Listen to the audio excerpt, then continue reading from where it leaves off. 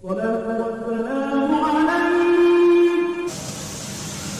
antara nikmat Allah Subhanahu wa taala yang Allah anugerahkan kepada Bani Israel adalah diberikannya Taurat kepada mereka. Wa id ataina Musal kitab, dan ingatlah ketika kami memberikan kepada Musa maksudnya Taurat. Wal Furqan, dan yang dimaksud Furqan di sini adalah mukjizat yang banyak yang Allah anugerahkan kepada Nabi Musa. Dan mukjizat itu disaksikan Bani Israel. Tetapi Allah berkehendak dengan Taurat dan mukjizat itu la'allakum tahtadun, agar kalian memperoleh petunjuk. Sebaliknya Bani Israel justru tidak mengambil petunjuk dari Taurat dan juga dari mukjizat yang Allah anugerahkan kepada mereka. Salah satu bentuknya adalah ketika mereka melakukan kesyirikan dengan menyembah patung anak sapi Samiri. Dan Allah Subhanahu wa taala katakan, wa idz qala Musa liqaumihi ya qaumi innakum zalamtum anfusakum bittikhadikumul ijlah. Dan ingatlah ketika Musa berkata kepada kaumnya, wahai kaumku, kamu benar-benar telah menzalimi, maksudnya melakukan kesyirikan, karena tidak ada zalim yang lebih besar melebihi kesyirikan. Seperti ucapan Luqman Al-Hakim, ya bunayya la tusyrik billahi innasyirka la zulmun adzim. Wahai anakku, jangan melakukan kesyirikan, karena kesyirikan itu kezaliman yang sangat besar. Fatubu ila bari'ikum, maka bertobatlah kalian kepada pencipta kalian. Bagaimana bentuk tobatnya? Faqtulu anfusakum, bunuhlah diri-diri kalian. Dzalikum khairul lakum inda barikum, itu lebih baik bagi kalian. Fataba alaikum innahu huwat tawwabur rahim, dia akan menerima tobatmu, sungguh dialah yang maha penerima tobat lagi maha penyayang. Kemarin sudah dijelaskan bahwa ketika Nabi Musa alaihi salatu wassalam pulang mendapatkan Taurat, satu-satunya kitab yang ditulis oleh Allah Azza wa Jal, tiba-tiba kemudian Bani Israel murtad karena menyembah patung anak sapi yang dibentuk Samiri. Akhirnya mereka disuruh untuk bertobat, dan tobatnya dengan cara saling membunuh. Tetapi mereka tidak mau awalnya, kecuali setelah diancam dengan bukit Tur di atas kepala mereka, baru kemudian mau bertobat. Akhirnya 70.000 Bani Israel saling bunuh-membunuh, dan itu lebih baik bagi mereka. Lah, orang-orang ini adalah orang-orang yang ditinggalkan Nabi Musa. Tetapi orang-orang yang ikut Nabi Musa sendiri, 12 orang pilihan, itu juga mereka kurang lebih perlakuannya kepada Nabi Musa alaihi salatu wassalam. Jadi yang ditinggalkan mereka musyrik, tetapi yang ikut Nabi Musa beda lagi. Maksiat mereka kepada Allah Azza wa Jalla. Bagaimana? Di sini dijelaskan. Wa idz qultum ya Musa lan nu'mina laka hatta narallaha jahra fa akhadhatkumus sa'iqatu wa antum tanzurun thumma ba'atsnakum min ba'di mautikum la'allakum tashkurun. Dan ingatlah ketika Musa berkata, dan ingatlah ketika kamu berkata kepada Musa, wahai Musa, kami tidak akan beriman kepadamu sebelum kami melihat Allah dengan jelas.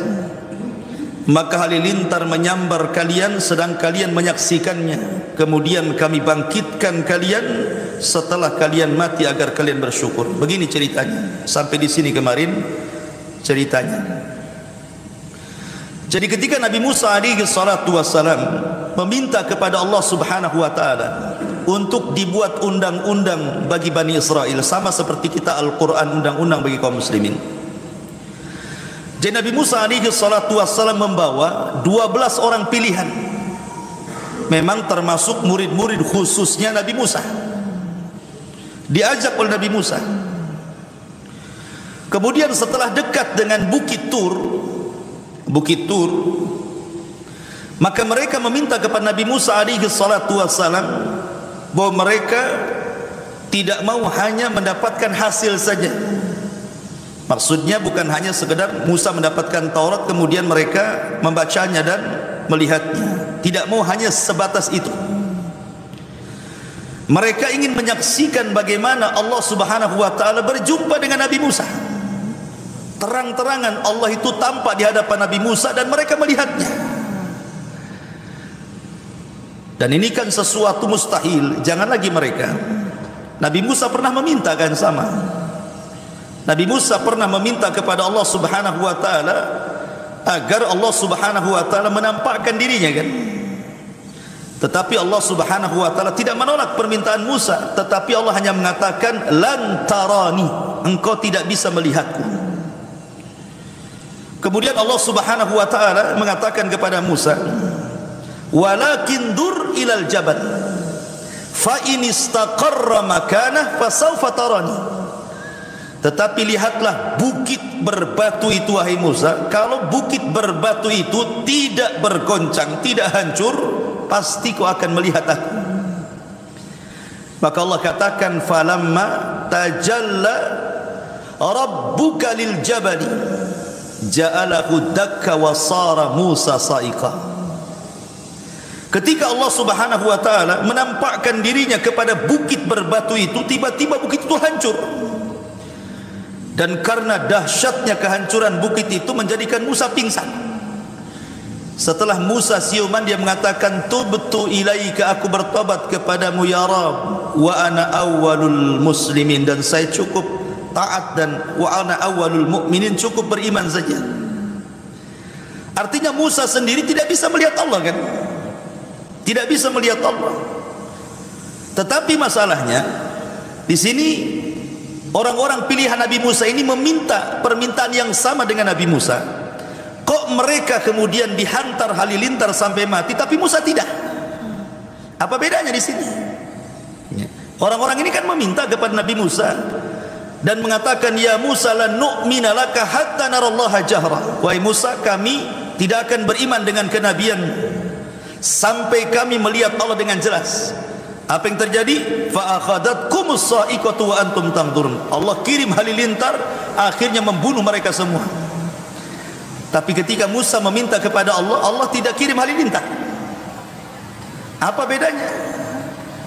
Bedanya kalau orang ini, orang-orang pilihan Nabi Musa ini meminta kepada Musa untuk melihat Allah dengan jelas karena mereka inat. Mereka tidak ada niat baik. Tidak ada niat baik Bani Israel untuk melihat Allah Subhanahu wa taala. Hanya ingin istihza saja, mengolok-olok Nabi Musa. Tetapi permintaan Musa alaihi salatu wassalam bukan itu. Dia hanya kecintaan dia kepada Allah Subhanahu wa taala sehingga ingin melihat Allah, hanya itu saja. Sehingga hukumannya pun berbeda. Orang-orang yang minta diperlihatkan Allah, Allah kirim halilintar sehingga membunuh mereka semuanya. Tetapi Musa tidak. Karena Musa hanya kecintaan kepada Allah Azza wa Jalla, hanya ingin melihat itu saja. Makanya Allah azab orang-orang ini dan Allah tidak mengazab Nabi Musa. Kemudian Allah katakan, "Tsumma ba'atsnakum min ba'di mautikum la'allakum tashkurun." Setelah mereka Allah binasakan dengan halilintar itu, kemudian Allah bangkitkan kembali mereka setelah kematian mereka. Dan ini kuasa Allah Subhanahu wa taala bisa menghidupkan setelah kematian. Makanya sering saya katakan dalam surah Al-Baqarah ada 5 perkara yang menunjukkan kuasa Allah Subhanahu wa taala menghidupkan dari kematian. Pertama, kisah ini.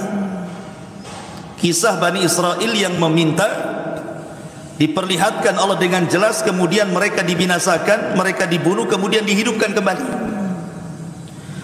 Kemudian yang kedua, kisah Baqarah Bani Israel. Kisah sapi betina Bani Israel ketika ada seorang pejabat mati, kemudian ingin mencari siapa pembunuhnya. Kemudian mereka datang kepada Musa untuk disingkap kasusnya. Maka Musa berdoa kepada Allah, kemudian Allah perintahkan untuk menyembelih sapi betina. Tapi bukannya mereka langsung menyembelih, banyak tanya. Apa warnanya, bagaimana usianya, macam mana sapi betinanya, macam-macam mereka tanya. Hampir-hampir mereka tidak bisa melakukannya. Tapi setelah kemudian mereka berhasil melakukannya, kemudian Musa pun menyuruh menyembelih sapi betina itu, kemudian memukulkan sebagian badannya kepada orang mati, tiba-tiba hidup. Tapi hidup sesaat, hanya menunjukkan siapa pembunuhnya, kemudian mati lagi. Ini kasus kedua. Kasus ketiga, kisah Nabi Hazkiah. Itu disebutkan juga dalam surah Al-Baqarah. Alam tara ilal ladzina kharaju min diyarihim wa hum ulufun hadzarul maut.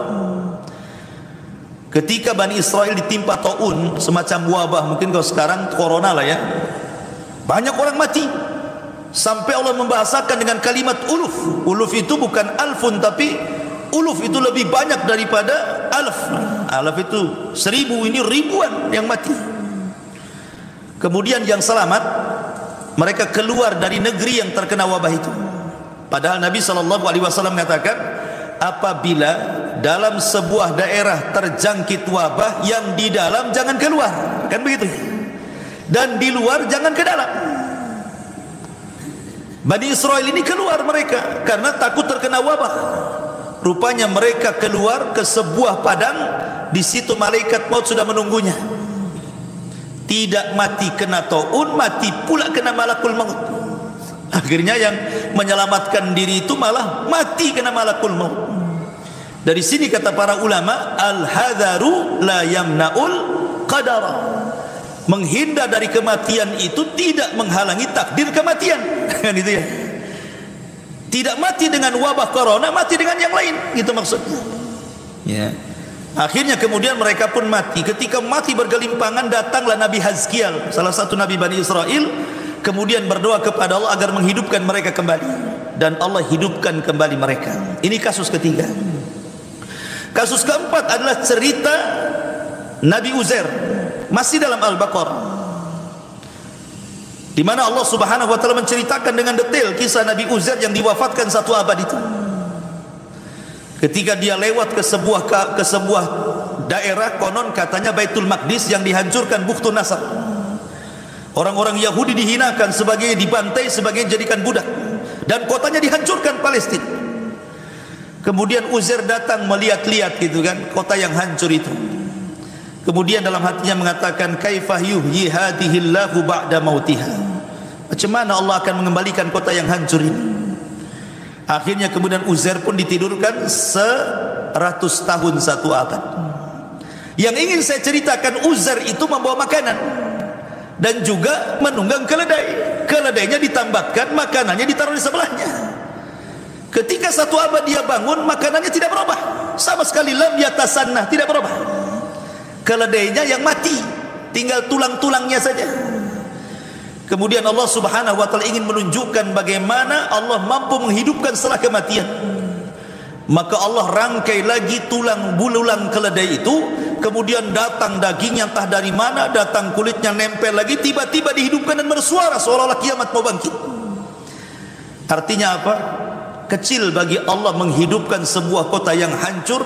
Allah saja mampu menghidupkan keledai setelah kematiannya. Akhirnya Uzair pun melihat kuasa Allah. Setelah kemudian dia melihat kota yang sebelumnya mati, tiba-tiba hidup kota itu, ramai lagi. Dan itu menunjukkan ala kulli syai'in qadir, Allah itu atas segala sesuatu mampu. Jadi keledai dari kematian bisa dihidupkan oleh Allah. Kemudian kisah yang terakhir, yang kelima, kisah Ibrahim ketika disuruh menyembelih 5 ekor burung. Kemudian masing-masing bagian burung diletakkan di gunung-gunung. Kemudian Allah mengatakan, summad'uhunna ya'tinaka sa'ya. Panggil burung-burung itu, maka mereka akan merangkai kembali dan tidak tertukar, dan mereka akan datang kepada. Dari 5 kisah kematian kemudian dihidupkan kembali ini juga ada faedah bahwa Allah Subhanahu wa taala mampu membangkitkan manusia pada hari kiamat. Di dunia saja Allah bisa membangkitkan orang mati, apalagi nanti ketika tiupan sangkakala kedua Israfil, yang disebut dengan yaumul ba'thi wan nusyur, hari kebangkitan. Allah lebih mudah menciptakan kedua kalinya dibandingkan menciptakan pertama kalinya. Baik, di sini Allah Subhanahu wa taala ceritakan summa ba'atsnakum min ba'di mautikum la'allakum tashkurun. Kemudian kami bangkitkan kembali kalian agar kalian bersyukur. Bersyukurkah mereka? Rupanya tidak. Degilnya Bani Israel itu sudah jelas-jelas dimatikan, dihidupkan kembali ya. Bukannya malah bertobat, makin israr, terus menerus di dalam kekufuran. Ma'asyiral muslimin yang dimuliakan Allah Azza wa Jalla. Allah mengatakan kisah lain, wa dhallalna 'alaikumul ghamama wa anzalna 'alaikumul manna wassalwa kulu min thayyibati ma razaqnakum wa ma zalamuna walakin kanu anfusahum yadhlimun. Dan kami menaungi kamu dengan awan, dan kami menurunkan kepadamu manna dan salwa. Makanlah dari manna dan salwa itu rizki yang baik dari Allah yang telah kami berikan kepada kalian. Maka tidak mendolimi, mereka tidak mendolimi kami, tetapi justru merekalah yang mendolimi diri mereka sendiri. Ma'asyiral muslimin yang dimuliakan Allah Subhanahu wa taala, di sini ada kisah menarik. Jadi kisah ini adalah kisah daripada Yusha ibn Nun. Jadi kisah ini kisah Yusha ibn Nun. Tapi sebelumnya, sebelum saya masuk kepada kisah Yusha ibn Nun ini, jadi Bani Israel ini mereka berhasil diseberangkan oleh Musa dari kejaran Firaun. Kemudian mereka sudah mendekati Palestina. Artinya mereka itu sudah dekat dengan Baitul Maqdis, tetapi terhalang oleh sebuah kota namanya Ariha. Kota tertua di dunia namanya Ariha. Lah Ariha ini dikuasai oleh orang-orang Amalikoh. Orang-orang Amalikoh ini orang keturunan dari kaum Ad. Orangnya besar-besar. Kaum Ad kan ma'ruf ya. Kaum Ad, kaum Samud itu kan orangnya besar-besar. Dan pemimpinnya namanya Uwaj ibn Unuk. Uwaj ibn Unuk, raksasa ya, besar badannya. Jadi kaum Amalikoh itu besar-besar karena mereka keturunan kaum Ad, orang Arab. Dari sini kita menunjukkan bahwa sebenarnya Palestina ini kalau mengurut kepada sejarah, orang yang pertama menduduki Palestina itu bangsa Arab, bukan orang Yahudi. Jadi kalau sekarang orang-orang Yahudi kemudian hendak mencaplok Palestina, kemudian mereka hendak membuat Palestina itu jadikan kota mereka, Baitul Maqdis mau dijadikan ibu kota rayanya orang-orang Israel, itu tidak benar. Mereka itu menjajah. Tapi mereka memutarkan sejarah seolah-olah mereka pemilik Palestina dan Baitul Maqdis. Tidak. Yang pertama kali menempati Palestina itu orang-orang Amalikoh. Orang Amalikoh itu turunan Ad dan mereka orang Arab. Jadi orang Arab yang berhak dengan tanah Palestina ya. Lah Musa ini harus menghadapi mereka. Ini kan orang yang raksasa-raksasa nih, besar-besar orangnya, keturunan Ad. Lah di situ melihat pasukan Musa banyak juga, orang-orang Amalikoh, orang-orang Jababirah ini ya sedikit ciut juga sebenarnya, sama-sama takut gitu. Jadi orang Amalikoh juga takut sama Musa dan Bani Israel pun takut sama mereka ya. Jadi di tengah-tengah orang Amalikoh ini ada orang yang mustajabud doa. Kalau berdoa mustajab doanya, karena menguasai Ismul A'zam, menguasai nama-nama Allah Subhanahu wa taala yang sangat agung. Dalam Islam itu ada juga Ismul A'zam. Ada yang mengatakan Ismul A'zam itu Al-Hayyu Al-Qayyum. Ada juga yang mengatakan Allah dan macam-macam. Yang jelas Allah sembunyikan di antara 99 nama, mana Ismul A'zam tidak tahu kita. Karena itu pernah ditanyakan oleh sahabat kepada Ummul Mukmin Aisyah radhiyallahu anha, wahai Aisyah, Ismul A'zam dalam Asmaul Husna itu mana? Yang mana satu? Ar-Rahman ka, Ar-Rahim ka, Ar-Razzaq ka, Al-Ghafur ka, Al-Hayyu Al-Qayyum? Yang mana satu? Sebab gini, kalau kita tahu itu Ismul A'zam, tentu kita mudah berdoa, karena siapapun yang menggunakan Ismul A'zam dalam doa mustajab doanya. Aisyah radhiyallahu anha hanya mengisyaratkan dengan membuat semasang perbandingan dengan Lailatul Qadar. Sebagaimana Lailatul Qadar disembunyikan oleh Allah Azza wa Jalla, kita tidak tahu Lailatul Qadar itu malam apa, malam keberapa kan? Rasul hanya menunjukkan 10 akhir Ramadan. Bisa 21, bisa 23, bisa 25, 27, 29, wallahu alam. Di malam mana? Nah, sebagaimana Allah sembunyikan Lailatul Qadar di 10 akhir Ramadan, begitu juga Ismul A'zam, nama yang agung dalam 99 nama itu, yang satu yang mana satu tidak tahu. Makanya kalau ingin berdoa dan ingin bertepatan dengan Ismul A'zam, ya baca aja semua Asmaul Husna. Nanti akan kena juga kan gitu ya. Jadi ada seorang laki-laki di tengah-tengah Amalikah ini, namanya Bal'am ibn Ba'urah. Bal'am ibn Ba'urah, orang alim. Konon katanya dia salah satu dari muridnya Nabi Musa yang disuruh berdakwah di Amalikah ini. Wallahu alam. Yang jelas ini kisah Israiliyat. Akhirnya kemudian orang-orang Amalikah ini datang kepada Bal'am ibn Ba'urah dan mengatakan, ya Bal'am, Musa sudah sampai di Bukit Khusban. Bukit Khusban itu kan terbentang lebar gitu ya, artinya sudah dekat dengan kita. Jangan-jangan Musa akan datang kemari menyerbu kita, mengeluarkan kita dari sini. Engkau kan seorang alim, penguasa Ismul A'zam, berdoalah kejelekan kepada Musa dan kaumnya. Akhirnya kemudian Bal'am ibn Ba'urah tidak mau dan mengatakan, celaka kalian, dia Nabi Allah, tidak mungkin saya berdoa keburukan kepada Nabi Allah. Tapi karena kemudian didesak, dikasih harta, dikasih jabatan, dikasih dunia, lama-lama ciut. Lihat bagaimana fitnah dunia. Terkadang orang yang istiqomah bisa berubah. Fitnah dunia ini ngeri gitu ya. Ustaz, kiai, tokoh agama ini kalau sudah masuk urusan politik dunia, sebentar saja itu hilang agamanya ya. Jadi Bal'am ibn Ba'urah akhirnya mau, kemudian mendoakan kejelekan kepada Musa, tapi doanya selalu kepeleset, tidak bisa. Yang didoakan Musa, bukan orang lain, Nabi Allah, ulul azmi, seorang Rasul kalimullah. Macam mana didoakan keburukan? Akhirnya Bal'am merasa tidak dikabulkan doanya. Dia pun mengatakan, khasirtu dunya wal akhirah. Aduh, aku sudah rugi dunia, rugi akhirat katanya. Jadi rugi dua-duanya gitu ya, karena sudah gak mempan lagi doanya. Makanya kisah Bal'am ini, ma'asyiral muslimin yang dimuliakan Allah Subhanahu wa taala, dijelaskan di dalam Al-Qur'an kan, bagaimana Bal'am ini dikatakan fansalakha minha fakana minal ghawin. Maka Bal'am tiba-tiba insalah. Insalah itu seperti ular kalau mau ganti kulit, kulitnya ditinggal, badannya pergi. Itu insalah namanya. Jadi imannya ditanggalkan, takwanya ditanggalkan, ilmunya ditanggalkan, jadi orang jahat. Bal'am bin Ba'urah. Bahkan Allah mengatakan fa'atba'hu syaitan. Fa'atba'hu syaitan, setan yang ikut dia, bukan dia ikut setan, si Bal'am ini ya. Akhirnya karena tidak bisa, akhirnya Bal'am pun membuat siasat dengan cara meminta kepada gadis-gadis Amalikah untuk pergi pura-pura berniaga ke pasukan Musa, ke tenda-tenda Musa, cari orang pilihan Musa, suruh berzina satu saja sudah cukup. Akhirnya kemudian diutuslah wanita-wanita cantik itu, pura-pura jualan ini, jual makanan ke pasukan Musa. Rupanya salah satu orang pilihan Musa tergoda dengan wanita Amalikah, berzinah pula dia di situ.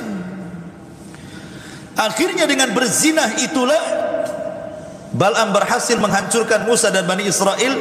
Dikirimlah azab kepada Bani Israel. Dikirim azab kepada Bani Israel. Apa azabnya? Yatihuna fil ardi arba'ina sanatan.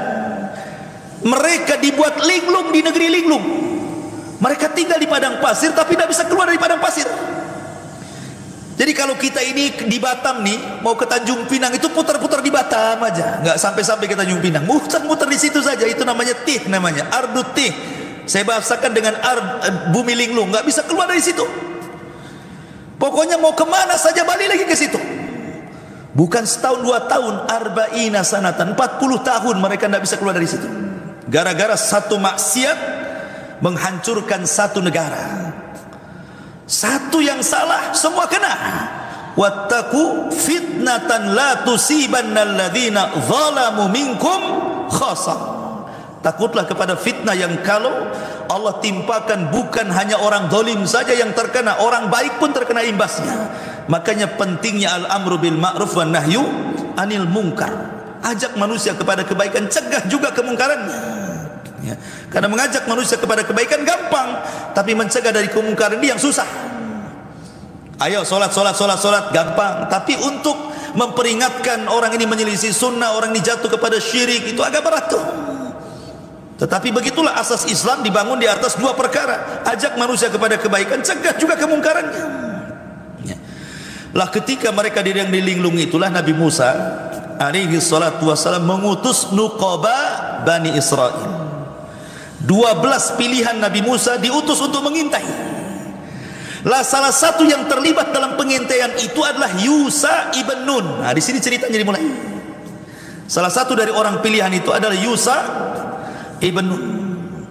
Rupanya ma'asyiral muslimin yang dimuliakan Allah Azza wa Jalla, setelah diutus oleh Musa untuk mengintai kekuatan orang-orang Amalikoh yang berada di negeri Ariha itu, ketika melihat kaum yang gede-gede badannya, raksasa-raksasa gitu ya, kemudian yang 12 ini pulang. Yang 10 sudah diperingatkan Nabi Musa, jangan bercerita tentang pasukan Amalikoh yang gede-gede, nanti Bani Israel ciut, nggak mau melawan. Ngapain kita ngelawan raksasa kan gitu ya, nengok aja udah takut apalagi perang gitu. Musa mengatakan jangan cerita, jangan disebarkan, karena Allah Subhanahu wa taala sudah mewahyukan kepadaku kita akan menang perang. Sebenarnya Musa sudah meyakinkan kita menang perang, tapi jangan disebarkan, nanti akan mengalami ketakutan orang-orang ini. Akhirnya kemudian yang 10 orang kurang ajar pula, malah diberitahu kepada keluarganya, pamannya, ponaannya, akhirnya akan menyebar, ya kan? Takutlah Bani Israel jadinya. Hanya 2 orang yang disebutkan dalam sejarah Bani Israel. Pertama Yusa ibn Nun, dia betul-betul nurut apa kata Nabi Musa, tidak menyebarkan. Ya, Yusa ibn Nun. Kemudian yang satunya namanya siapa lupa. Pokoknya salah satunya Yusa ibn Nun, dan satu lagi, dua-duanya tidak mau bercerita. Dan ini Allah Subhanahu wa taala firmankan, qala rajulani minal ladina yakhafuna an'amallahu alaihima. Berkata 2 orang yang tidak menyebarkan itu, Yusa ibn Nun dan juga satunya Kalib ibn Yufanna, ya, namanya Kalib ibn Yufanna dan Yusa ibn Nun. Qala rajulani, berkata 2 orang, minal ladina yakhafuna, keduanya orang-orang yang takut. Ada yang mengatakan takut kepada orang-orang Amalikoh, sehingga menyembunyikan karena Musa jangan disebarkan kasus mereka, kisah-kisah mereka, nanti Bani Israel takut. Udkhulu alaihimul bab fa idza dakhaltumuhu fa innakum ghalibun. Maka Musa mengatakan, nanti kau bisa menyerang mereka dari arah pintunya, dan kalau kalian masuk ke negeri mereka kalian akan menang. Wa 'alallahi fatawakkalu in kuntum mu'minin. Maka kepada Allah bertawakal kalau kalian benar-benar beriman. Artinya Musa sudah menjanjikan kita akan menang. Tapi yang 10 orang ini malah disebar-sebar ke sana kemari. Lah sebab itulah ketika Musa mengajak mereka berperang, apa kata mereka? Mereka mengatakan, idhab anta wa rabbuka faqatila innaha huna qaidun. Hei Musa, kami sudah tahu orang-orang Amalikoh seperti apa, badannya gede-gede. Kalau engkau ingin perang, silahkan berangkat, ajak Tuhanmu perang berdua, kami duduk-duduk nonton siapa yang menang siapa yang kalah, katanya. Bani Israel kan, karena sudah tahu kekuatannya. Jadi mereka minta kepada Nabi Musa, kalau kau mau perang ajak kami perang. Enggak. Nah, kau perang sana berdua, ajak Tuhanmu, kami duduk-duduk kita nonton. Nanti siapa yang kalah, siapa yang menang, nanti kita akan bergerak, katanya. La haula wala quwwata illa billah. Bani Israel seperti itu sikap mereka kepada nabinya. Makanya akhirnya Nabi Musa alaihi salatu wassalam tidak bisa merebutkan kota itu, sampai akhirnya Musa pun wafat di negeri itu, Harun juga wafat di negeri itu. Dan sebelum wafat itulah Musa berpesan kepada Yusa ibn Nun, karena dia di antara 2 orang yang nurut kepada Nabi Musa. Dan Yusa ibn Nun adalah salah satu di Quran, memang tidak banyak diceritakan, hanya dalam 1 ayat Yusa ibn Nun itu. Ketika Allah Subhanahu wa taala mengatakan, wa idh qala Musa li fatahu, ketika Musa berkata kepada pembantunya ketika hendak mencari Khidir, Ulama tafsir mengatakan li fatahu, pembantunya di sini maksudnya Yusa ibn Nun. Adapun nasabnya ada yang mengatakan Yusa ibn Nun ibn Ifrain ibn Yusuf ibn Yaqub ibn Ishaq ibn Khalil ibn Ibrahim, Khalilullah Ibrahim alaihi salatu wassalam. Jadi dia Yusa putra Nun, putra Ifrain, putra Nabi Yusuf, putra Yaqub, putra Ishaq, putra Khalilullah Ibrahim. Ini satu riwayat. Ada yang mengatakan dia adalah anak saudari daripada Nabi Musa.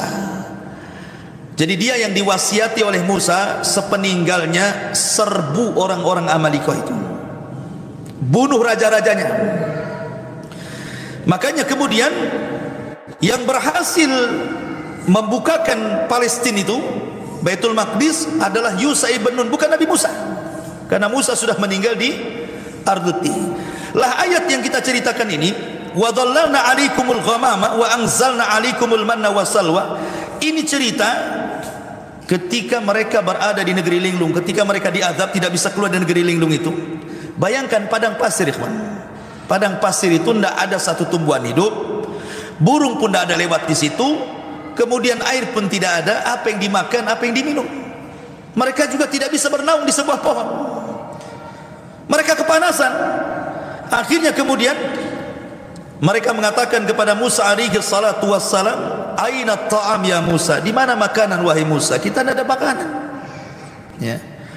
Maka kemudian Allah Subhanahu wa taala memberikan kepada mereka makanan yang namanya manna dan salwa. Apa itu manna? Manna itu ditumbuhkan satu pohon, ya. Kemudian ada buahnya, dan buah itu mengeluarkan air dan rasanya sama dengan madu. Adapun salwa itu burung. Jadi Allah Subhanahu wa taala kirim burung banyak-banyak dan mudah ditangkap.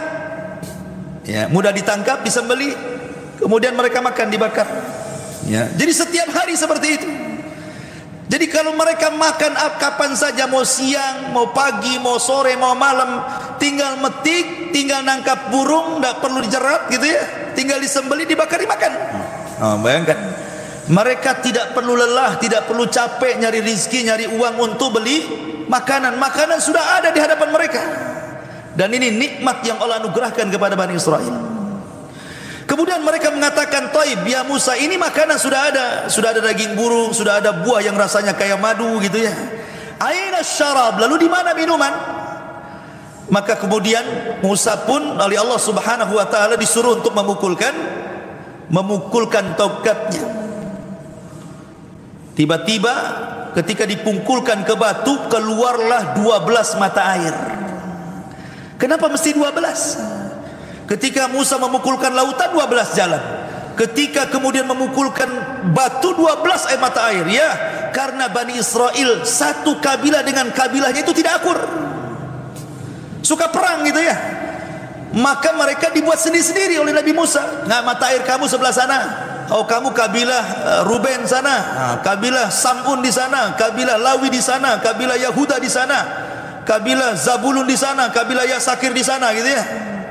Kabilah siapa lagi? Jad, kabilah Ashir, kabilah Yusuf, kabilah Binyamin, kabilah Naftali, kabilah Dan gitu ya. Jadi 12 kabilah ini disendiri-sendirikan tuh. Jadi supaya tidak saling rebutan. Coba nikmat mana lagi? Fabi ayyi ala'i rabbikuma tukadziban. Nikmat mana lagi yang kalian dustakan? Makanan tinggal ngambil, minuman tinggal minum gitu ya. Itu nikmat Allah. Makanya Allah Subhanahu wa taala kemudian menjelaskan bagaimana itu nikmat besar. Kemudian mereka mengatakan, ya Musa, ainal ghamam? Kita ini nggak ada rumah, nggak ada tenda. Ini matahari terik panas nih katanya. Gimana caranya supaya kita tidak panas? Permintaan Bani Israel ini aneh-aneh. Maka Musa meminta kepada Allah untuk dinaungi. Fadhallalna alaikumul ghamam. Datang awan. Akhirnya mereka sudah tidak panas lagi. Dengan adanya awan, matahari di balik awan, dah nggak panas sudah. Walaupun tidak ada rumah, tidak panas.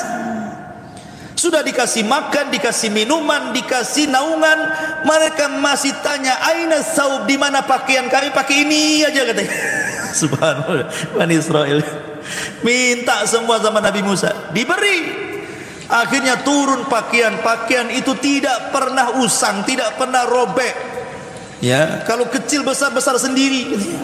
Pokoknya nikmat luar biasa ya, yang Allah Subhanahu wa taala anugerahkan kepada mereka. Wa dhallalna 'alaikumul ghamama wa anzalna 'alaikumul manna wassalwa kulu min thayyibati rizq ma razaqnakum. Makan, ini makanan baik kami rizkikan kepada kalian. Wa ma dhalamuna walakin kanu anfusahum yadhlimun. Mereka tidak mendolimi kami, tetapi mereka sedang mendolimi diri mereka sendiri. Bagaimana mereka mendolimi dengan nikmat Allah? Nanti ada kisahnya. Mereka bosan makan ini terus, mereka minta yang lain, kalau bisa sayur-sayuran, bawang-bawangan, nanti ada ceritanya. Tetapi yang jelas bahwa nikmat Allah berikan kepada mereka, tapi mereka kaum yang suka mendolimi diri mereka, tidak bersyukur akan nikmat Allah Azza wa Jalla. Kemudian Allah Subhanahu wa taala berkisah dengan yang lain. Wa idh qulna dkhulu hadhil qaryah. Ini kita masuk kepada kisah Yusha ibn Nun tadi. Wa idh qulna dkhulu hadhil qaryah fakulu minha haitsu syi'tum ragada wadkhulul baba sujjadan wa qulu hittatun naghfir lakum khatayakum wa sanazidul muhsinin. Dan ingatlah ketika kami berfirman, masuklah ke negeri ini, maksudnya Baitul Maqdis, maka makanlah dengan nikmat dari berbagai macam makanan yang ada di sana sesukamu, dan masukilah pintu gerbangnya sambil membungkuk, dan katakanlah, bebaskanlah kami dari dosa-dosa kami, niscaya kami ampuni kesalahan kalian, dan kami akan menambah karunia bagi orang-orang yang berbuat baik. Jadi ketika Musa sudah wafat, Harun sudah wafat, kemudian Musa mewasiatkan kepada Yusha ibn Nun agar memimpin Bani Israel, dan generasi pengecut sudah mati, datang generasi pemberani. Generasi pemberani datang. Maka Yusha ibn Nun kemudian menggerakkan pasukan untuk menggempur Ariha, karena itu syaratnya supaya Baitul Maqdis dikuasai. Maka kemudian ketika Yusha ibn Nun memimpin pasukan melawan orang-orang Amalika, penguasa Ariha yang dipimpin oleh Uwais ibn Unuk, itu berhasil. Masalahnya peperangan sengit itu terjadi di hari Jumat. Peperangan sengit itu terjadi di hari Jumat, sementara waktu sudah mendekati terbenamnya matahari. Bagi orang-orang Bani Israel, khususnya orang-orang Yahudi, hari Sabtu itu hari sakral, tidak boleh ada perang. Siapa yang perang terkena azab nantinya. Jadi mereka menjadikan hari Sabtu sakral. Maka Yahudi itu mereka memuliakan hari Sabtu, Nasrani hari Ahad, Muslim hari Jumat, harinya masing-masing. Tetapi yang memilih hari Sabtu mereka sendiri. Orang Yahudi memilih sendiri hari Sabtu, orang Nasrani memilih sendiri hari Ahad, orang Islam tidak memilih, Allah yang pilihkan hari Jumat. Karunia dari Allah Azza wa Jalla kita punya hari Jumat. Dan hari Jumat itu hari mulia, bukan hari serem, apalagi Jumat Kliwon. Ya, Jumat itu hari mulia, hari Id setiap minggu kita. Jadi ketika melihat matahari sudah mau tenggelam, kok perang nggak dimenang-menangkan, nih gimana ceritanya nih? Maka Yusha ibn Nun meminta kepada Allah Azza wa Jalla untuk menghentikan matahari. Makanya Yusha ibn Nun mengatakan kepada matahari, hei matahari, anti ma'murah wa ana ma'mur. Engkau diperintah Allah, aku juga sama diperintah Allah. Tapi tolong jangan kau terbenam dahulu sampai perang ini kami menangkan. Tiba-tiba matahari berhenti, tidak jadi tenggelam. Disinilah mukjizat Yusha ibn Nun mampu menghentikan matahari. Makanya Nabi SAW mengatakan kepada Yusha ibn Nun, tidak ada satu manusia pun yang mampu menghentikan matahari kecuali kepada Yusha ibn Nun, kata Nabi. Itu mukjizatnya. Mukjizat Yusha ibn Nun itu bisa menghentikan matahari. Dia matahari nggak tenggelam sampai akhirnya perang menang. baru tenggelam mataharinya. Gitu ya. Masuk hari Sabtu, berarti sudah tidak ada larangan berperang lagi. Ya, sudah selesai perangnya kan? Berarti sudah harus berhenti, tidak boleh perang lagi. Alhamdulillah sudah menang perangnya. Maka raja-raja Amalika yang bekerja sama dengan Bal'am ibn Ba'urah semua dibantai oleh Yusha ibn Nun, sehingga Ariha dikuasai oleh Bani Israel di bawah kekuasaan Yusha ibn Nun. Lah dari Ariha ke Baitul Maqdis sudah dekat, maka Baitul Maqdis pun kemudian dikuasai. Lah sebelum masuk ke Baitul Maqdis, di sini cerita dimulai. Wa id kul nadkhulu hadhil qaryah. Dan ingatlah ketika kami firmankan masuklah ke negeri ini, maksudnya Baitul Maqdis. Fakulu minha haitsu syi'tum ragadan.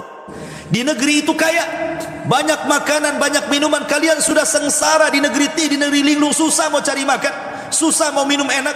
Negeri itu negeri kaya, makanan apa saja ada, kalian tinggal makan. Syaratnya dua. Yusha ibn Nun meminta Bani Israel cuma dua syarat. Ya. Pertama, wadkhulul baba sujjadan. Pertama mereka disuruh sujud. Maksud sujud di sini bukan sujud yang kita ma'ruf, maksudnya disuruh merendahkan diri, menunduk sedikit supaya merasa syukur kepada Allah. Allah sudah membukakan Baitul Maqdis kepada mereka. Setelah bergenerasi, baru mereka yang bisa berhasil membuka Baitul Maqdis. Disuruh bersyukur dengan cara khudu. Sujud itu artinya khudu, merendahkan diri kepada Allah, bersyukur kepada Allah Azza wa Jalla. Dari sini perbuatan, disuruh untuk melakukan sujud, ini perbuatan. Yang kedua, perkataan. Wa qulu hittatun. Dan katakanlah hittah. Hittah itu artinya ya Allah ampuni dosa-dosa kami. Allahumma khutta lana khatayana. Ya Allah ampuni dosa-dosa kami. Tapi dua-duanya ditentang oleh Bani Israel. Pertama disuruh sujud, nunduk tidak mau, malah mereka berbalik, berjalan nungging. Kurang ajar enggak tuh? Kata Yusha ibn Nun, suruh nunduk malah berbalik, nungging pula dia ke belakang. Satu.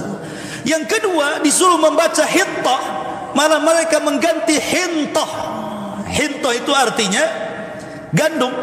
Maksudnya hintah itu perkataan ya Allah beri makan kami. Disuruh mengucap ya Allah ampuni dosa kami, malah diganti ya Allah beri makan kami. Bani Israel kan. Disuruh maju nunduk malah nungging. Disuruh ngomong ya Allah ampuni dosa, ya Allah mana makanan katanya. Itulah Bani Israel. Makanya Allah mengatakan naghfir lakum khotoyakum wa sanazil musan. Kalau kalian melakukan dua syarat ini, kami akan ampun dosa kalian, kami tambah kebaikan kalian. Tapi Bani Israel memang kurang ajar. Ya. Sudah Baitul Maqdis capek-capek mereka mengalahkan Ariha dengan Amalikohnya, kemudian membebaskan Baitul Maqdis dengan mudah. Ini kan bersyukur karena mereka sudah sulit hidupnya di negeri linglung, itu sudah sulit. Nah, sekarang mereka dihadapkan dengan kekayaan yang luar biasa. Tiba-tiba apa? Tiba-tiba mereka pun mendolimi diri mereka. Allah katakan fabaddalal ladzina zalamu qawlan ghairal ladzi qila lahum fa anzalna 'alal ladzina zalamu rijzan minas sama'i bima kanu yafsukun. Lalu orang-orang yang zalim menggantikan perintah dengan perintah lain. Disuruh hittah dibaca hintah. Disuruh ya Allah ampuni dosaku, malah ya Allah mana makanan. Makanya fa anzalna 'alal ladzina zalamu, Allah turunkan kepada orang-orang yang berbuat zalim rijzan, maksudnya azab. Minas sama, Allah turunkan dari langit azab. Apa azabnya? Seketika Allah kirim penyakit taun. Allah sebar wabah taun, 70.000 mati. Ketika mereka tidak mau melaksanakan dua perkara ini, langsung total Allah mengirim taun. Mati semua bergelimpangan 70.000 orang tuh. Makanya Allah mengatakan bima kanu yafsukun, karena mereka berbuat fasik, tidak menjalankan perintah nabinya, justru bermaksiat kepada nabinya. Makanya ciri khas Bani Israel yang sekarang ada pada orang-orang Yahudi, fariqan kadzabtum wa fariqan taqtulun. Sebagian kalian mendustakan para nabi, sebagian kalian membunuh para nabi. Karena ribuan Bani Israel banyak membunuh ribuan para nabi. mendustakan syariatnya seperti kasus ini. Ya. Ma'asyiral muslimin yang dimuliakan Allah Subhanahu wa taala. Kemudian pada ayat 60-nya balik lagi cerita kepada negeri linglung. Wa idistasqa Musa liqaumihi faqul nadrib bi asakal hajar fanfajarat min husnata asyrata aina qad alima kullu unasim masyrabahum kulu washrabu min rizqillahi wa la ta'thaw fil ardi mufsidin. Dan ingatlah ketika Musa memohon air untuk kaumnya, lalu kami berfirman, pukullah batu itu dengan tongkatmu, maka memancarlah daripadanya 12 mata air. Setiap suku telah mengetahui tempat minumnya masing-masing. Makanlah dan minumlah dari rizki yang diberikan Allah, dan janganlah kamu melakukan kejahatan di bumi dengan berbuat kerusakan.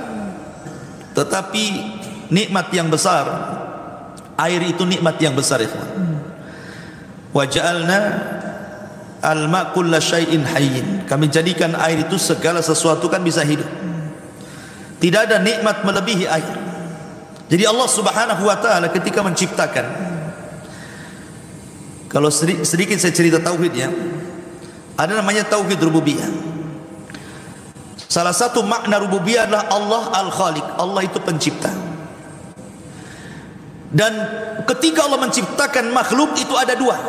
Pertama, Allah menciptakan yang disebut dengan usulul khalqi namanya, usulul khalqi. Kemudian ada furu'ul khalqi. Apa sih usulul khalqi dengan furu'ul khalqi itu? Usulul khalqi itu maksudnya Allah menciptakan asal makhluk dulu. Asal makhluk apa? Pertama Allah ciptakan arsy. Yang kedua Allah ciptakan air, di bawah arsy ada air. Kemudian yang ketiga Allah Subhanahu wa taala ciptakan setelah ini kolam, lauhil mahfuz. Kemudian setelah itu Allah ciptakan apa namanya, an-nar, api. Kemudian setelah itu Allah ciptakan nur, cahaya. Ini namanya usulul khalqi namanya. Usulul khalqi. Inilah, dari sinilah tercipta segalanya. Ya. Ada yang Allah ciptakan kun fayakun, jadi maka jadilah. Aras kun fayakun, jadi maka jadilah. Air kun fayakun, jadi maka jadilah. Kemudian kolam, kemudian lauhil mahfuz juga sama. Kemudian api, kemudian cahaya, kun fayakun. Ada juga yang Allah ciptakan makhluk dari makhluk yang Allah ciptakan. Itu namanya furul khalqi namanya. Ya. Allah menciptakan makhluk dari makhluk ini Allah ciptakan lagi. Seperti malaikat tercipta dari apa? Dari cahaya. Dan cahaya usulul khalqi. Kemudian jin diciptakan dari api. Kemudian manusia diciptakan dari air. Air, api, kemudian cahaya sebelumnya sudah Allah ciptakan. Ini namanya usulul khalqi ya. Namanya Allah menciptakan usulul khalqi dengan kun fayakun. Baru dari penciptaan ini Allah ciptakan lagi. Ya. Seperti bumi. Bumi ini Allah ciptakan dari air yang mengeras. Ya, dengan tanah, kemudian jadilah bumi. Kemudian juga sorga dan neraka, sorga dari cahaya, kemudian neraka juga dari api gitu ya. Artinya bahwa yang menentukan banyak ciptaan adalah air. Karena bumi tercipta dari air, jin juga anak turunannya tercipta, binatang-binatang, tumbuh-tumbuhan tercipta dari air, termasuk juga manusia tercipta dari air. Makanya air itu segala sesuatu bisa hidup gitu ya. Karena airnya segala sesuatu bisa hidup. Jadi nikmat Allah Subhanahu wa taala luar biasa dengan air ini. Lah Bani Israel di saat mereka haus diberikan air kan luar biasa. Orang tidak minum bisa mati sebentar saja. Tapi orang tidak makan masih lama matinya. Ya, makanya Allah ini berikan nikmat yang luar biasa. Wa idistasqa Musa liqaumihi faqul nadrib bi asakal hajar. Maka ketika Musa istisqa, minta hujan kepada Allah. Dari sini disyariatkan bagi umat Islam kalau sedang paceklik tidak ada hujan maka disuruh salat istisqa. Ada pula ilmuwan dari mana, Turki itu dari mana, tidak perlu salat istisqa katanya, itu enggak ngaruh kepada hujan. Payah orang ini. Gitu ya. Tidak yakin dengan Allah Azza wa Jalla. Jadi ini syariat istisqa. Sejak zaman para nabi dulu ada istisqa, termasuk di zaman Rasulullah SAW ada istisqa, dan jadi syariat namanya salat istisqa. Dulu Nabi Sulaiman juga istisqa. Kemudian Nabi Musa juga istisqa. Kemudian di zaman Umar bin Khattab juga istisqa, datang kepada Abbas untuk mengimami salat kemudian berdoa, turun hujan. Ya kan? Maka Bani Israel meminta air kepada Nabi Musa, maka Musa memperlihatkan mukjizatnya. Bayangkan mata mereka melihat bagaimana Musa memukulkan batu, tiba-tiba keluar air. Dan itu nikmat dari Allah, mereka diberikan Nabi yang luar biasa. Kemudian Allah Subhanahu wa taala ingatkan, kulu washrabu min rizqillah, makan minum dari rezeki Allah, wala ta'tsaw fil ardi mufsidin, jangan kalian melakukan kerusakan. Tapi apakah Bani Israel bersyukur? Rupanya tidak. Perhatikan nih, ini ayat terakhir baru kita tanya jawab. Mereka sudah diberikan makanan manna dan salwa, mereka sudah diberikan minuman, mereka sudah diberikan naungan, mereka sudah diberikan apa? Diberikan pakaian. Tiba-tiba mereka mengatakan kepada Musa, wa idh qultum ya Musa lan nasbiru ala ta'amin wahid fad'u lana rabbaka yukhrij lana mimma tumbitul ardu min baqliha wa kithaiha wa fumiha wa adasiha wa basaliha qala atastabdiluna alladhi huwa adna billadhi huwa khairun ihbitu misra fa inna lakum ma sa'altum wa dhuribat alaihimudz dhillatu wal maskanatu wa ba'u bi ghadabin min Allah dzalika bi annahum kanu yakfuruna bi ayatillahi wa yaqtuluna an-nabiyina bighairi haqq dzalika bima asaw wa kanu ya'tadun. Dan ingatlah ketika kamu berkata, wahai Musa, kami sudah bosan dengan makanan manna dan salwa ini, ya, kami tidak tahan, hanya makan ini saja, minum ini saja, gitu ya. Maka mohonlah kepada Tuhanmu agar kami, di sini lihat suul adabnya, mereka menganggap bahwa Allah itu Tuhannya Musa saja. Harusnya kan mereka mengatakan fad'u lana rabbana, ini rabbaka kan, itu suul adab itu namanya. Berdoalah kepada Tuhanmu, seolah Tuhannya itu Tuhan Musa saja, bukan Tuhan mereka gitu ya. Berdoalah Musa kepada Tuhanmu gitu ya, agar kami diberikan makanan lain, jangan ini saja kan itu. Apa makanannya? Diberi makanan yang ditumbuhkan dari bumi seperti sayur mayur, mentimun, bawang putih, kacang adas, bawang merah. Bayangkan coba. Ini makanan manna dan salwa, ini datang dari Allah, itu makanan lezat. Lezat Allah yang kasih dari langit, tidak perlu nanam, tidak perlu nyari uang, tidak perlu beli, tidak perlu ada. Tiba-tiba mau yang lain. Maunya itu yang sayur-sayuran, mentimunan yang ada bawang putihnya, kacang adasnya, bawang merahnya, ya kayak lalapan jadinya. Mau minta yang lalapan pecel lele gitu mungkin. Gitu. Maunya itu yang kayak gini-gini. Lah kata Musa, kalau kalian pengen itu, bitu Misra, itu banyak tumbuh di tempat di mana-mana. Kau tinggal ke kota sebelah itu banyak itu. Tapi manna dan salwa kalian tidak akan dapat satu dunia. Itu makanan dari Allah, makan lezat. Ya. Akhirnya karena permintaan mereka mendesak kepada Nabi Musa, Allah cabut nikmat, Allah hilangkan manna, Allah hilangkan salwa, Allah hilangkan makanan-makanan lezat, Allah angkat lagi ke langit. Kemudian mereka pun menjadi miskin lagi, makan lalapan. Nggak ada lagi daging-dagingan mereka makan, nggak ada lagi madu-maduan. Akhirnya mereka makan kacang-kacangan. Makanya Allah mengatakan, ya, ketika mereka mengatakan agar dia memberi kami apa yang ditumbuhkan bumi seperti sayur mayur, mentimun, bawang putih, kacang adas, bawang merah, Musa menjawab, apakah kalian meminta sesuatu yang buruk sebagai ganti dari sesuatu yang baik? Bodoh kalian ini makanan lezat, kalian pula cari makanan yang tidak lezat. Kalau hanya itu, pergilah kalian ke kota sebelah, pasti kamu akan dapat makanan itu. Gara-gara itulah akhirnya apa? Wa dzuribat alaihimudz dzillatu wal maskanatu wa ba'u bi ghadabin minallah. Kemudian mereka ditimpa kenistaan, kemiskinan, dan mereka kembali mendapatkan murka dari Allah. Hidupnya sengsara lagi. Dicabut makanan, dicabut minuman, dicabut awan. Kemudian susah pula mereka hidup, air sudah mulai sedikit. Pokoknya dibuat miskin oleh Allah. Harusnya mereka ketika diberikan nikmat itu kan, la in syakartum la azidannakum wa la in kafartum inna adzabi lasyadid, kan itu. Dan ini kaidah umum, siapapun antum diberikan nikmat bersyukur, Allah tambah. Antum punya istri satu bersyukur, nanti Allah tambah, kan itu. Kalau kufur dengan yang satu nggak akan ditambah. Artinya bahwa nikmat apapun kalau kita bersyukur pasti Allah tambah. Tapi kalau kalian kufur seperti Bani Israel ini, ya tunggu saja. Azab Allah akan menimpa mereka, waba'u bi ghadabin minallah, dan mereka mendapatkan murka. Sampai hari ini Yahudi itu dimurkai Allah, sehingga Allah senantiasa menyuruh kita membaca ghairil maghdubi alaihim waladhdallin. Tetap maghdub sampai hari ini kita menyebut ghairul maghdub. Siapa maghdub itu? Yahudi. Ya Allah, janganlah seperti orang-orang yang dimurkai. Waba'u bi ghadabi minallah. Siapa mereka? Yahudi. Mereka senantiasa dimurkai sampai hari ini oleh Allah Subhanahu wa taala. Dzalika bima asaw wa kanu ya'tadun. Yang demikian itu karena mereka durhaka dan melampaui batas. Wallahu a'lam. Ini di antara sedikit kisah Bani Israel. Baik, masih ada waktu. Silakan ya bertanya.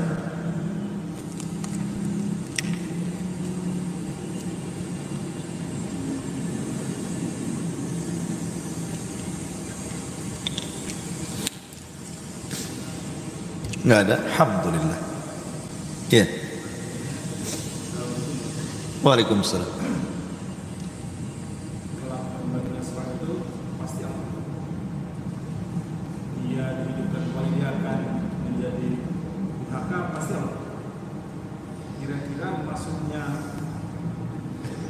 Cerita itu kita tahu. Nah, pasti Allah bakal. Yang kedua, karena banyak dari dulu lah, seks benar. Karena ada yang aliran di Malaysia juga, ada sebagian dulu di Jakarta di PMN. Mereka tuh sudah bilang hijab sehingga benar apa mereka tidak aktif. Ya, ahsan. Ya, alhamdulillah. Allah Maha tahu. Salah satu keimanan kita dengan qada wal qadar, termasuk arkan al qada wal qadar namanya, rukun kita beriman kepada takdir. Pertama, Allah itu alim, mengetahui. Kemudian sebagian pengetahuannya Allah catat, itu yang kedua, di Lauhil Mahfuz. Kemudian yang dicatat, yang ketiga, Allah ciptakan apa yang dicatatnya. Kemudian yang keempat, ketika Allah menciptakan tidak lepas dari kehendaknya. Itu namanya arkan qada wal qadar. Allah mengetahui. Setelah Allah mengetahui, Allah catat sebagian ilmunya, tidak semuanya di Lauhil Mahfuz. Kemudian Allah ciptakan apa yang dicatatnya. Ketika menciptakan itu atas kehendak Allah. Allah Maha tahu yang telah, yang sedang, dan yang akan datang. Dan Allah Maha tahu kepada sesuatu yang mustahil terjadi. Kalau terjadi Allah tahu. Itu yang keempat. Yang pertama, Allah Maha tahu kepada yang telah terjadi, satu. Kepada yang sedang terjadi, dua. Kepada yang akan terjadi, tiga. Kepada yang mustahil terjadi, kalau terjadi Allah tahu. Contohnya Allah mengatakan lau adu apa namanya, kalau mereka kembali ke dunia, la'adu limanuhu anhu, la'adu limanuhu anhu. Kalau orang-orang kafir yang masuk neraka itu dikembalikan ke dunia, niscaya mereka akan melakukan kekafiran lagi. Orang dibangkitkan dari neraka ke bumi kan mustahil. Mana bisa orang masuk neraka dikebumikan lagi?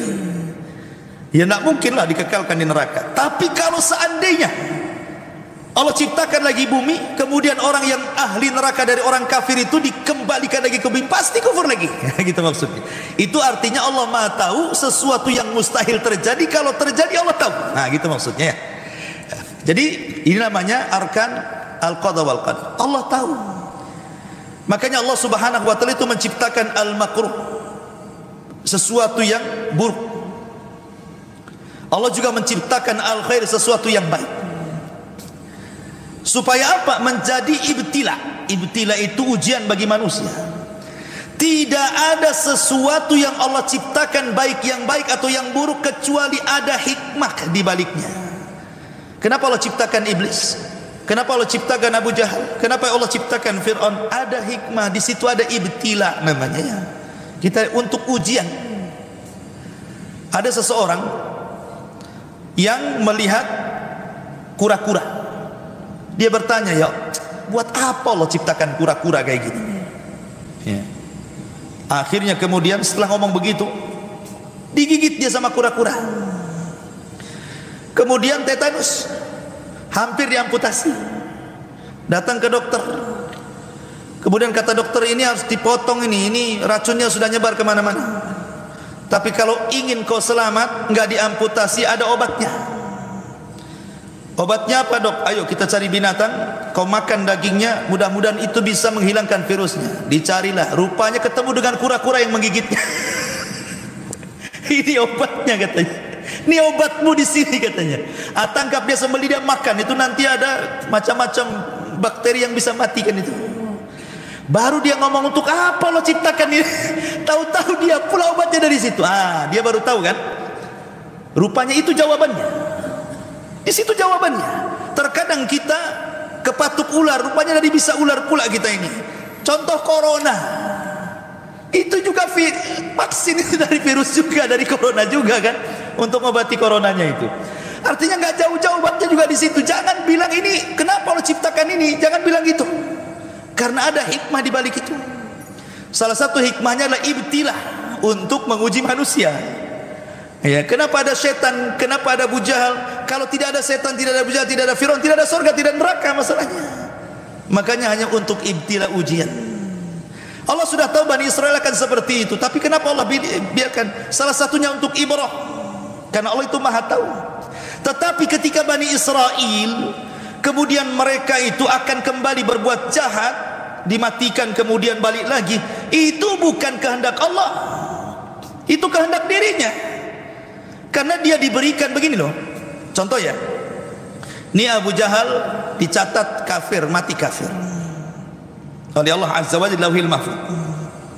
Allah catat. Kemudian Abu Jahal betul-betul kufur. Apakah Abu Jahal kufur karena ikut catatan? Bukan. Bukan dia kufur karena ikut catatan. Kalau dia kufur karena ikut catatan, Allah zalim. Allah mencatat Abu Jahal kufur, kemudian dia kufur, Allah masukkan neraka. Zalim Allah di situ. Ya kan? Bukan. Abu Jahal kufur bukan karena catatan. Abu Jahal kufur karena kehendak dia. Kemudian Allah catat. Gitu maksudnya. Ya.